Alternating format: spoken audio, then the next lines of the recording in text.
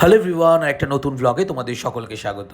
আজকে চলে গেছিলাম আমরা চারজনে মিলে ইন্ডিয়ান রেস্টুরেন্টে। আর ইন্ডিয়ান রেস্টুরেন্টটা তোমরা হয়তো সবাই চেনো, যদি না চেনো তাহলে আমি একটা কথা বলে দিই। ভিআইপি কৈখালি ঠিক বাস স্টপেই রয়েছে ইন্ডিয়ান রেস্টুরেন্ট। তো দেখতেই পাচ্ছ, স্বর্গ থেকে আসার পর না আমার একটা দৈব শক্তি চলে এসেছে, হাত ফাত ঘোরাচ্ছি, দরজা ঘুরে যাচ্ছে।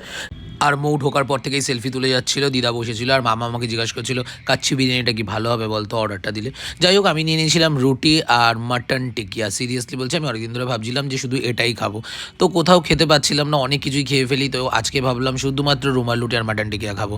যাই হোক, দিদার বিরিয়ানি এখনও পর্যন্ত আসেনি, আর এই যে মৌ পেয়ে গেল হচ্ছে মাটন বিরিয়ানি, আর বুবাইদা অর্ডার করে দিয়েছিল কাচ্চি বিরিয়ানি।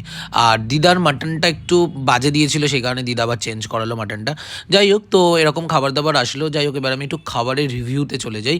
সিরিয়াসলি বলছি, এর আগেও আমি ইন্ডিয়ানে বহুবার খেয়েছি, কিন্তু এত বাজে মাটন টিকিয়াটা আমি কোনো দিনও খাইনি। তারপরেই মৌ আমাকে দিয়ে দিল তন্দুরিটা খেয়ে দেখলাম জুসি, মানে ওই যাই হয়, মানে ভেবে যাই এক খাই আর এক। তো এবারেও হয়ে গেল। তারপরে একটু বিরিয়ানি আমাকে টেস্ট করতে বললো যে দেখ বিরিয়ানিটাও আজকে বাজে হয়েছে। তারপরে দেখলাম আলুটা ঠিকঠাক করে গলেনি, একটু একটু ইয়ে ছিল, শক্ত ছিল। তারপরে বিরিয়ানিটা মুখে দিয়ে ভাবলাম আজকে কেন এত বাজে হয়েছে। তারপরেও তোমাদেরকে বলবো ইন্ডিয়ানে একবার যাও, কারণ ওদের খাবার দাবার কিন্তু সত্যিই ভালো, কিন্তু আজকে কেন এরকম হয়েছে জানি না। টাটা।